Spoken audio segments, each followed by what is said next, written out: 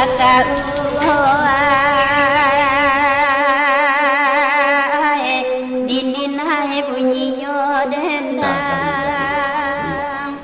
berbicara secara keseluruhan. Jadi penafsirannya bisa luas, sangat luas sekali. Ya.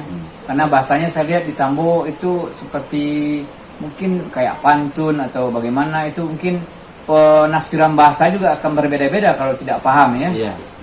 Jadi sebagaimana yang dijelaskan sebelumnya bahwa yang menjadi identitas peradaban Minangkabau adalah tuturannya atau pituturnya, bahasanya yang dilahirkan dari konsep seni yang luar biasa sehingga mampu melahirkan atau menyusun kata-kata dalam bentuk sastra yang luar biasa. Itulah konsepnya. Jadi Tambo dimulai dari penjelasan tentang, bahkan ada yang memulainya dari awal kejadian semasu alun barabalun, masu lawi secempak jalo, tanah darek balun leleba, nan timbul gunung Merapi.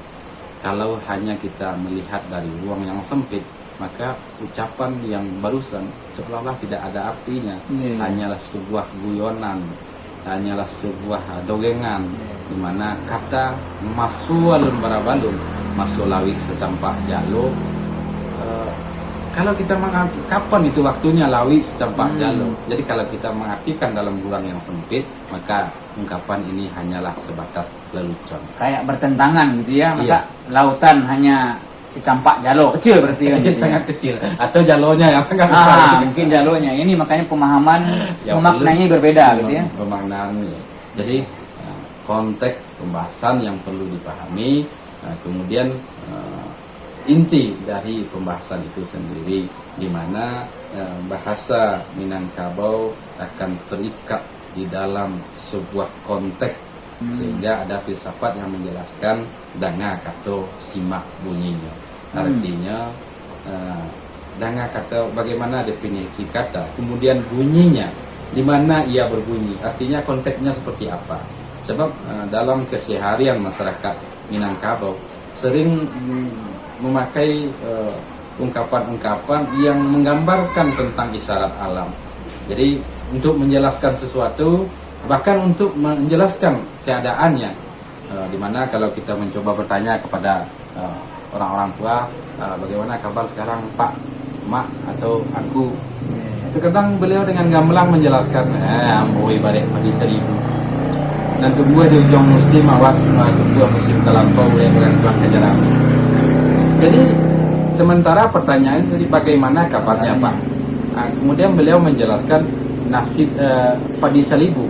Jadi kalau kita tidak memahami konsep padi salibu, kita tidak memahami peradaban atau kearifan, maka seolah-olah omongan-omongan nyambung gitu ya? Nyambung seperti itu kurang lebih. Nah inilah yang terjadi, sering terjadi persoalan bagi para peneliti sejarah.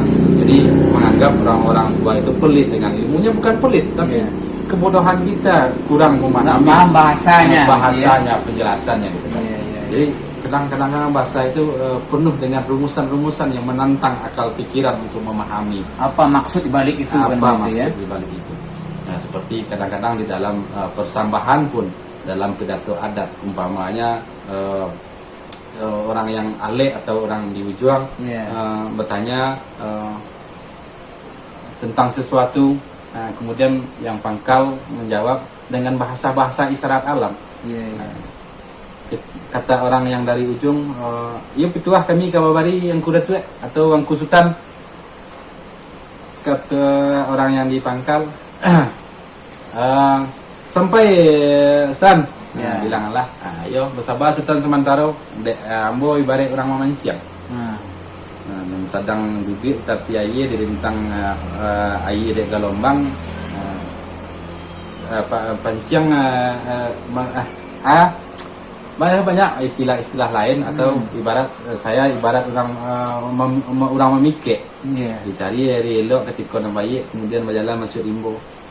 Tapi tadi yang ditanyakan jelas dengan situasi yang apa, sementara penjelasan yang diberikan digambarkan kejadian-kejadian yang lain. Nah, inilah metode bahasa atau komunikasi yang menjadi identitas yang unik di Minangkabau. Bahasanya bersayap. gitu ya. Bersayap. Berarti kita intinya untuk belajar Tambo harus paham dulu bahasa asli dari Minangkabau, gitu ya. Intinya situ. Jadi seperti tadi, danga kato, Danga kato simak bunyi, Iya. kan seakan-akan itu bertentangan itu. Iya. Harusnya kan yang di danga itu bunyi, Iya. yang disimak itu kato. Iya. Tapi memang itulah uniknya bahasa Minangkabau. Kalau kita tidak paham dengan konteks bahasanya, sehebat apapun keilmuan yang dicoba untuk menafsirkan Tambo, kalau intinya sendiri tidak paham dengan bahasa Tambo, mungkin tidak akan paham aslinya Apa maksud dari Tambo itu, gitu ya. Ya bahkan dalam keseharian orang Minangkabau yang lebih parah memakai bahasa-bahasa yang terbalik. Umpamanya orang yang hitam dibilang di galeri dengan mak uniang. Mak uniang, gitu ya. Orang yang kunyang Dari mak hitam. mak hitam.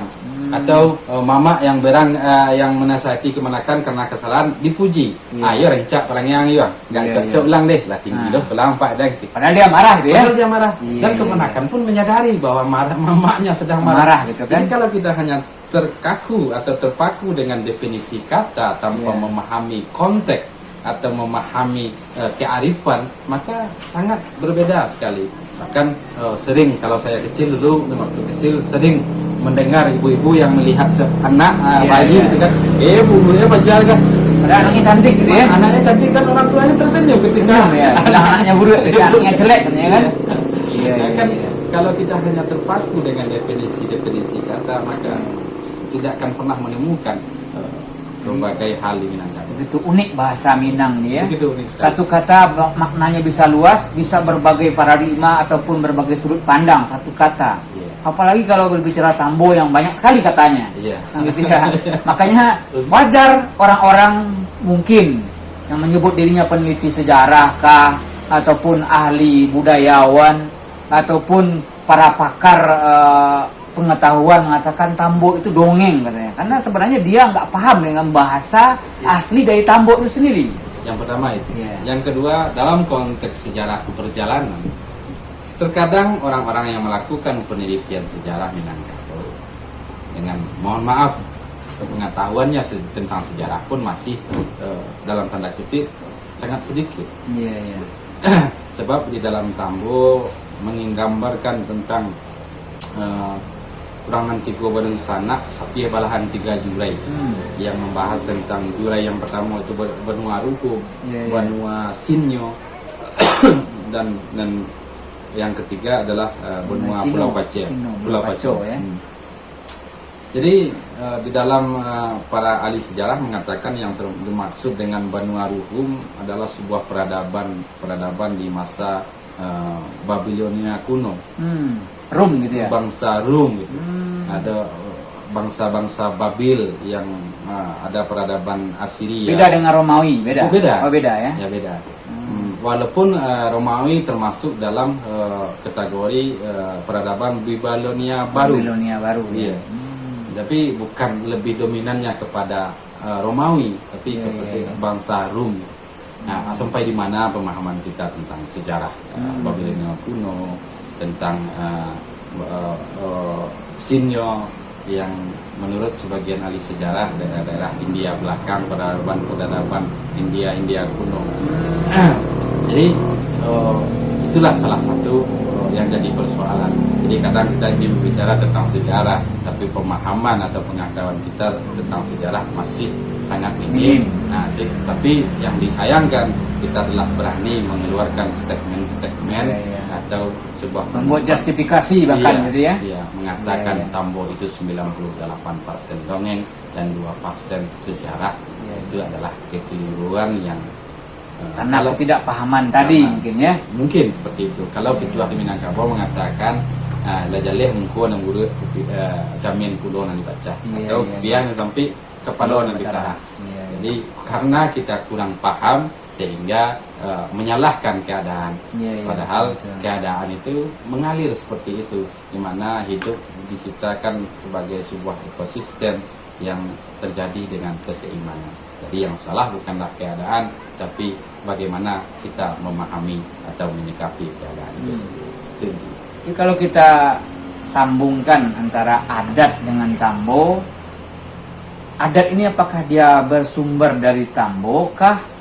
Atau adat ini datang setelah Tambo? Atau dia satu kesatuan? Atau seperti apa itu?